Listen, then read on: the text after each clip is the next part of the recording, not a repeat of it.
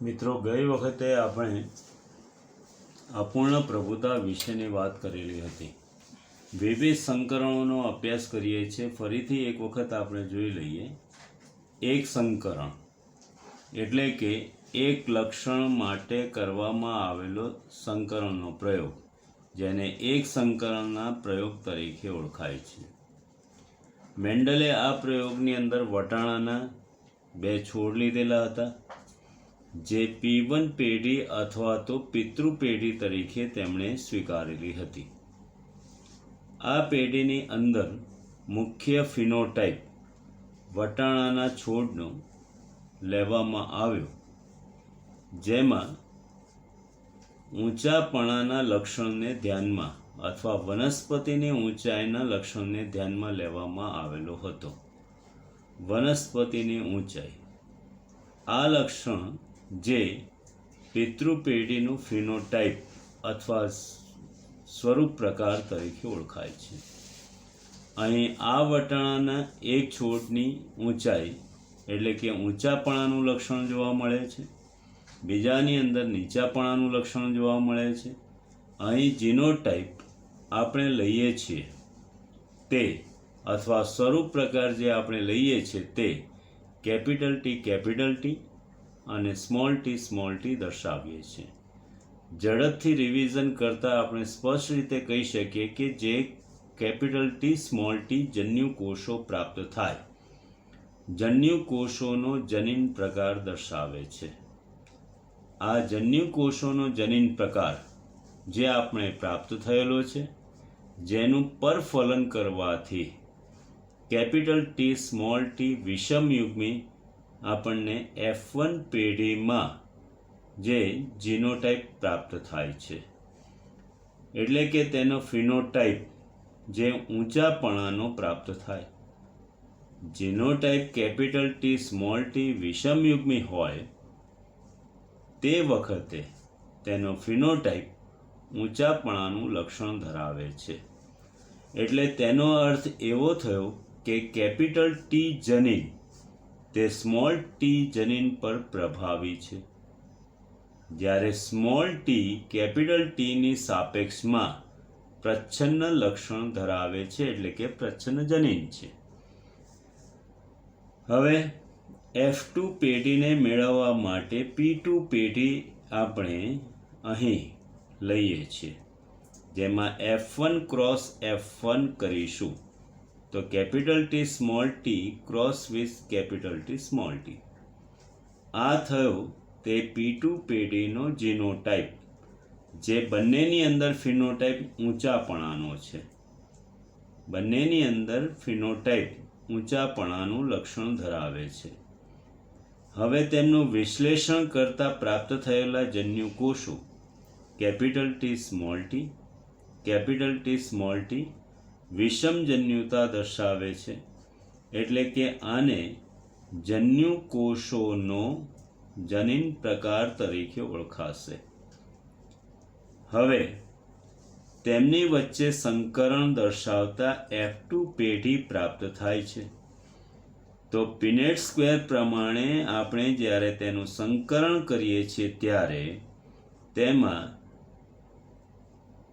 અહીં આપણે લીધા છે તે માદાજન્યુ કોષો અને આ તરફ આપણે લીધેલા છે નરજન્યુ કોષો.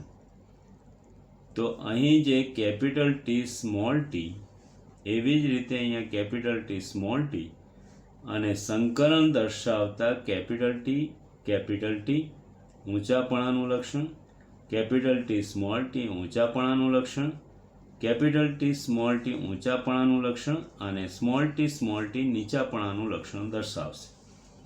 એટલે ગુણોત્તર પ્રમાણ તે 3:1 પ્રાપ્ત થાય છે. 75% છોડ ઊંચા અને 25% છોડ નીચા જોવા મળે છે. હવે મિત્રો, આપણી પાસે બીજું પણ સંકરણ હતું, જેને ઇનકમ્પ્લીટ ડોમિનન્સી અથવા અપૂર્ણ પ્રભુતાના નિયમ તરીકે આપણે જોયેલું હતું. અપૂર્ણ પ્રભુતાના નિયમની અંદર મિત્રો તમને યાદ હશે કે જે વનસ્પતિ આપણે લીધેલી હતી તે વનસ્પતિનું નામ શ્વાન પુષ્પ હતું. અપૂર્ણ પ્રભુતા એટલે કે ઇનકમ્પ્લીટ ડોમિનન્સી, જેની અંદર આપણે જે લક્ષણ લીધેલું છે તે વનસ્પતિનું નામ છે શ્વાન પુષ્પી વનસ્પતિ અથવા સ્નેપડ્રેગન તરીકે ઓળખાય છે. સ્નેપડ્રેગન આ વનસ્પતિનું વૈજ્ઞાનિક નામ તે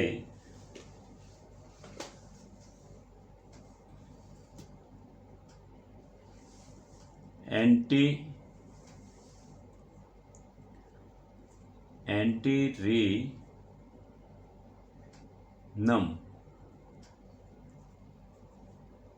પ્રજાતિ છે. આ વનસ્પતિમાં બંને પ્રભાવી લક્ષણો P1 પેઢીમાં લઈએ છીએ. P1 પેઢીમાં લેવામાં આવેલા બંને પ્રભાવી લક્ષણો છે. એકમાં આપણે લઈએ છીએ લાલ પુષ્પ પ્રભાવી સ્વરૂપે છે તે, અને બીજી વનસ્પતિની અંદર લઈએ છીએ સફેદ પુષ્પ પ્રભાવી છે તે. એટલે કે પુષ્પનો રંગ આપણો ફિનોટાઇપ અથવા સ્વરૂપ પ્રકાર છે. હવે તેનો જીનોટાઇપ એટલે કે જનીન પ્રકાર આપણે લઈએ છીએ તો જનીન પ્રકાર થશે અહીં કેપિટલ R અને અહીં આપણે જે લઈશું સ્મોલ r અથવા કેપિટલ W પણ લઈ શકાય. હવે વિશ્લેષણની પ્રક્રિયા દર્શાવતા બંને તરફ આપણને કેપિટલ R સ્મોલ r પ્રાપ્ત થાય. સ્વફલન દર્શાવવાથી કેપિટલ R પ્રભાવી સ્વરૂપે મળશે. અહીં સ્વફલન દર્શાવવાથી સ્મોલ r પ્રભાવી સ્વરૂપે મળે, જે જન્યુ કોષોનો જનીન પ્રકાર દર્શાવે છે. હવે તેમનું પરફલન દર્શાવતા પ્રાપ્ત થયેલું પરિણામ કેપિટલ R સ્મોલ r છે. આ જે લાલ રંગના પુષ્પ અને અહીં સફેદ રંગના પુષ્પ કેપિટલ R અને સ્મોલ r બંને પ્રભાવી હોવાને લીધે અહીં આપણને ગુલાબી રંગના પુષ્પ જોવા મળશે. આ પેઢી કઈ છે? F1 પેઢી, પ્રથમ બાળ પેઢી છે, જેના જનીન પ્રકાર અથવા જીનોટાઇપ થયો કેપિટલ R સ્મોલ r, જેનો ફિનોટાઇપ થયો અથવા સ્વરૂપ પ્રકાર થયો ગુલાબી રંગના પુષ્પો. હવે અહીં આપણે જોઈએ કે બંનેમાં પ્રભાવી લક્ષણ હોવા છતાં F1 પેઢીમાં પ્રભાવી લક્ષણ જોવા મળતું નથી. તો આ દર્શાવે છે અપૂર્ણ પ્રભુતા. હવે ફરીથી તેનાથી આગળ વધીએ કે P2 પેઢી આપણે લઈએ છીએ, જેમાં F1 ક્રોસ F1 દર્શાવીએ. F1 ક્રોસ F1 કરીએ છીએ એટલે કે capital R small r cross with capital R small r. આ P2 પેઢીના જીનોટાઇપ કહેવાશે. હવે તેનો ફિનોટાઇપ શું થયો? તો ફિનોટાઇપ એ થયો કે બંને છોડ જે આપણે લીધેલા છે ગુલાબી રંગના પુષ્પો ધરાવે છે. હવે વિશ્લેષણની પ્રક્રિયા આપણે પહેલાંની જેમ જ કરીએ છીએ. તો અહીં આપણી પાસે કેપિટલ R સ્મોલ r જન્યુ કોષો પ્રાપ્ત થશે, જે જન્યુ કોષોનો જનીન પ્રકાર દર્શાવે છે. જન્યુ કોષોનો જનીન પ્રકાર કેપિટલ R સ્મોલ r. હવે પીનેટ સ્ક્વેર પ્રમાણે F2 પેઢીમાં આપણે જોઈએ તો અહીં આપણને પ્રાપ્ત થયેલા જન્યુ કોષો, તો અહીં જે આપણે લીધેલા છે માદાજન્યુ કોષો, અહીં તરફ આપણે લીધેલા છે નરજન્યુ કોષો. તો કેપિટલ R એવી જ રીતે small r.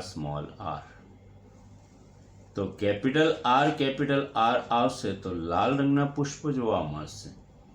Capital R small r તો ગુલાબી રંગના પુષ્પ જોવા મળશે. જ્યારે કેપિટલ R સ્મોલ r તો ગુલાબી રંગના પુષ્પ થયા. જ્યારે સ્મોલ r તો સફેદ રંગના પુષ્પ થયા. એટલે કે અહીં પ્રાપ્ત થયેલું ગુણોત્તર પ્રમાણ, જેમાં આપણને પ્રાપ્ત થયેલા પરિણામમાં એક છોડ એટલે કેપિટલ આર સંપૂર્ણ લાલ પુષ્પ ધરાવશે, જે શુદ્ધ લાલ પુષ્પ તરીકે ઓળખાશે. કેપિટલ આર જનીન બંધારણ ધરાવતા ગુલાબી રંગના પુષ્પ હશે, જે 50% છે અથવા તો 2 છે. જ્યારે સ્મોલ આર સફેદ રંગના પુષ્પ ધરાવે છે.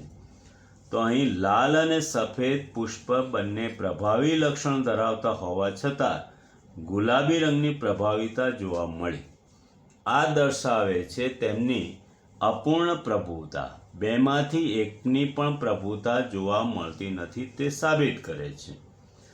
હવે અહીં ત્રીજા પ્રકારનું સંકરણ અપૂર્ણ પ્રભુતા, જે રીતે મેન્ડલના નિયમોને માનતું નથી અથવા તો અનુસરતું નથી, એવી જ રીતે ત્રીજી એક જે સંકરણની પ્રક્રિયા છે, જેને સહપ્રભાવિતા તરીકે ઓળખાય છે, કોડોમિનન્સી તરીકે ઓળખવામાં આવે છે.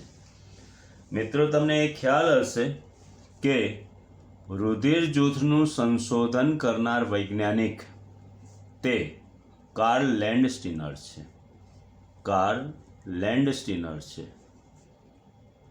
હવે આ વૈજ્ઞાનિકે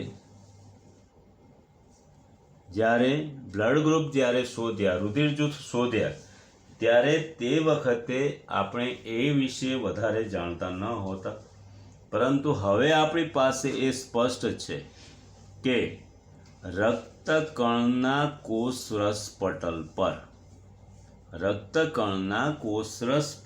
પર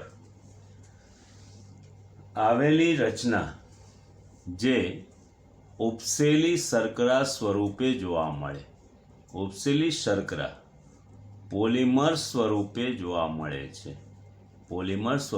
જોવા મળે છે, જેને લીધે થઈ અને આપણે બ્લડ ગ્રુપ અથવા રુધિર જૂથને ઓળખી શકીએ છીએ.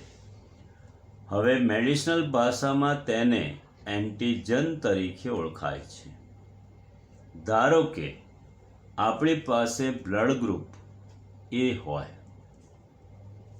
બ્લડ ગ્રુપ હોય તો રક્તકણની કોષ દિવાલ પર આરબીસીના કોષરસ પટલ પર આવેલું એન્ટીજન એ કેપિટલ એ એન્ટીજન તરીકે ઓળખાશે. અને જો બ્લડ ગ્રુપ બી હોય તો તેના આરબીસી ઉપર જોવા મળતું, એટલે કે રક્તકણના કોષરસ પટલ પર જોવા મળતું એન્ટીજન કેપિટલ બી કહેવાશે. એટલે કે રક્તકણને અહીં એક જનીનિક સંકેતના અથવા સંજ્ઞા કેપિટલ આઈ તરીકે સ્વીકારી લેવામાં આવી. હવે મિત્રો, આપણે ત્યાંથી આગળ વધીએ કે સામાન્ય રીતે આપણને જોવા મળતા બ્લડ ગ્રુપ એ, બી, ઓ અને એબી 4 પ્રકારના રુધિર જૂથ છે. પરંતુ એ, બી અને ઓ રુધિર જૂથનું સંશોધન સૌપ્રથમ કાર્લ લેન્ડસ્ટીનર નામના વૈજ્ઞાનિકે કરેલું હતું. હવે મિત્રો, આપણે ત્યાંથી આગળ વધીએ છીએ કે જેની અંદર કેપિટલ આઈ એ રુધિર જૂથમાં, એટલે કે રક્તકણ ઉપર એન્ટીજન એ આવેલો હશે અને તેની સાથે જો બીજા પિતૃનો એવી જ રીતે એન્ટીજન એ બી જોવા મળે તો બ્લડ ગ્રુપ કયું બની શકે? તો અહીં આપણે લઈએ છીએ પિતૃ 1 માંથી પ્રાપ્ત થયેલ એલેલ, એટલે કે વૈકલ્પિક કારક. એવી જ રીતે પિતૃ બી માંથી, એટલે કે 2 માંથી પ્રાપ્ત થયેલ એલેલ, એટલે કે વૈકલ્પિક કારક. એટલે સંતતિનો જનીન પ્રકાર શું થાય, એટલે કે બાળકનો જનીન પ્રકાર શું હોઈ શકે, તો એ આપણે કહી શકીએ. અને સંતતિનું રુધિર જૂથ કયું બની શકે, તો એ રુધિર જૂથ વિશેની શક્યતા આપણે કહી શકીએ. ધારો કે અહીંયા પિતૃ 1 એટલે કે માતા તરીકે લઈએ છીએ, પિતૃ 2 જે પિતા તરીકે લેવામાં આવે, તો સંતતિની અંદર બાળકનું રુધિર જૂથ સ્પષ્ટ રીતે આપણે જાણી શકીએ. હવે માતા તરફથી મળતું રુધિર જૂથમાં એટલે કે અહીંયા કેપિટલ IA જનીન પ્રાપ્ત થાય, પિતા તરફથી કેપિટલ IA જનીન પ્રાપ્ત થાય, તો બાળકની અંદર રુધિર જૂથમાં કેપિટલ IA જનીન પ્રકાર હોવાને લીધે તેનું રુધિર જૂથ કેપિટલ A બનશે.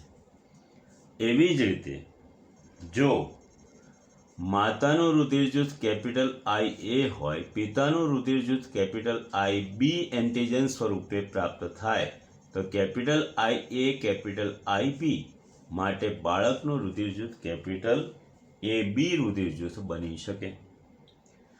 હવે તેવી જ રીતે જો માતા તરફથી મળતો જનીન કેપિટલ IA હોય, પિતા તરફથી પ્રાપ્ત થતો જનીન સ્મોલ I હોય, તો કેપિટલ IA સ્મોલ I જનીન પ્રકાર બનતા રુધિર જૂથ કેપિટલ A બને.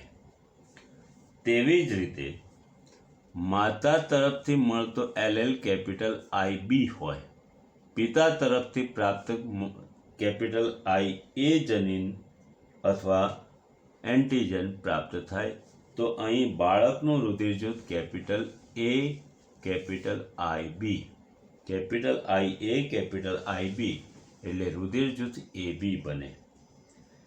તેવી જ રીતે માતાની પાસેથી મળેલો એન્ટિજન કેપિટલ IB, પિતા પાસેથી મળેલો એન્ટિજન કેપિટલ IB, તો બાળકની પાસે કેપિટલ IB એન્ટિજન રક્તકણોમાં હશે, માટે B રુધિર જૂથ તેનું પ્રાપ્ત થાય.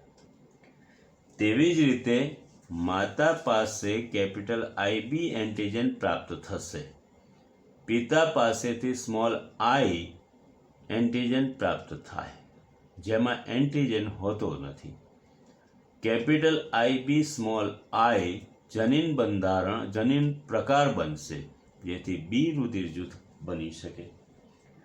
હવે જો માતા તરફથી મળતો એક LL સ્મોલ I હોય, પિતા તરફથી મળતો જનીન અથવા LL સ્મોલ I હોય, તો સ્મોલ I બંધારણ બનતા O રુધિર જૂથ બની શકે.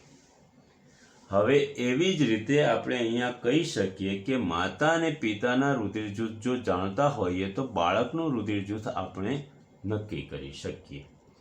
દાખલા તરીકે માતાનું રુધિર જૂથ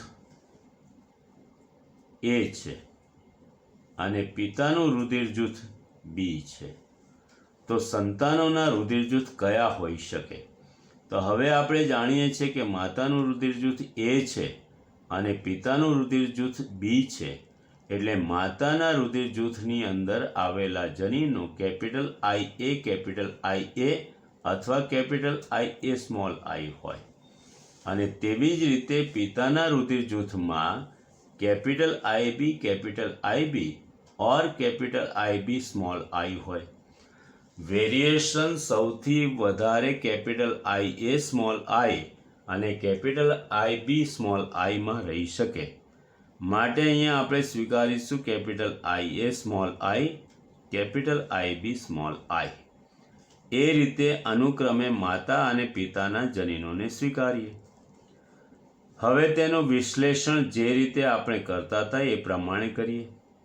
તો વિશ્લેષણ કરતાં આપણને કેપિટલ IA સ્મોલ I જનીન પ્રાપ્ત થશે.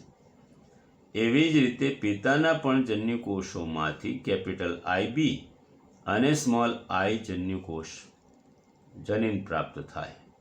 હવે કેપિટલ IA કેપિટલ IB સંકરણ થતાં કેપિટલ IA કેપિટલ IB, તો બાળકનું રુધિર જૂથ કેપિટલ AB હોઈ શકે.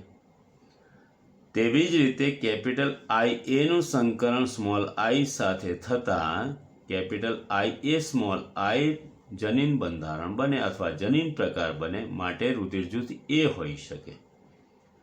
તેવી જ રીતે અહીં કેપિટલ IB અને સ્મોલ I સંકરણ પામતા રુધિર જૂથ બી હોઈ શકે અને સ્મોલ આઈ સંકરણ થતાં રુધિર જૂથ ઓ હોઈ શકે. એટલે માતા એ રુધિર જૂથ ધરાવે, પિતા બી રુધિર જૂથ ધરાવે, તો પરિણામ જે અહીંયા બને તો તેની અંદર 25% પરિણામ એ બ્લડ ગ્રુપનું હોઈ શકે, 25% પરિણામ બી બ્લડ ગ્રુપનું હોઈ શકે, 25% પરિણામ ઓ બ્લડ ગ્રુપનું હોઈ શકે અને 25% પરિણામ એ બી રુધિર જૂથનું હોઈ શકે. તો મિત્રો, આ રીતે આપણે સંતતિમાં જનીન વારસો મુખ્ય 3 જનીનોને આધારે સ્પષ્ટ રીતે સમજી શકીએ છીએ. આ 4 રુધિર જૂથને શોધવા માટે અથવા સમજવા માટે કેપિટલ IA, કેપિટલ IB અને સ્મોલ આઈ આ 3 જનીનોની વાત આપણે કરીએ છીએ અને તેમની સહપ્રભાવિતા જોવા મળે છે અને જેને પરિણામે બ્લડ ગ્રુપ અથવા રુધિર જૂથ નક્કી કરી શકાય છે. તો આ ઘટનાને સહપ્રભાવિતા તરીકે ઓળખાવી શકાય. મિત્રો, બીજું એક ઉદાહરણ પણ છે કે વટાણાના બીજમાં સ્ટાર્ચના સંશ્લેષણનું નિયંત્રણ એક જનીન કરે છે, જે જનીનને સામાન્ય રીતે આપણે બી જનીન તરીકે ઓળખાવીએ છીએ. વટાણાના બીજમાં સ્ટાર્ચનું નિયંત્રણ કરતો જનીન, જેને બી જનીન તરીકે ઓળખવામાં આવે છે. જો તેમાં કેપિટલ બી અને સ્મોલ બી જનીન તેનો એલેલ છે, એટલે કે વૈકલ્પિક કારક છે. જો કેપિટલ બી સાથે હોય તો મંડ કણોની માત્રા અથવા તો સ્ટાર્ચ કણોનું નિર્માણ સવિશેષ થયેલું હોય અને બીજ સામાન્ય રીતે ગોળાકાર જોવા મળતા હોય છે. એટલે કે બીજ ગોળાકાર હોય, મંડ કણોની માત્રા વધુ હોય, વધુ મંડ કણોની રચના ધરાવે, એટલે કે સ્ટાર્ચ કણિકા ધરાવે. પણ જો સ્મોલ બી જનીન આવેલા હોય તો ઓછા મંડકણો ધરાવે અને બીજ ખરબચડા અથવા તો રિંકિલ્ડ હોય, ખરબચડા અથવા રિંકિલ્ડ જોવા મળશે.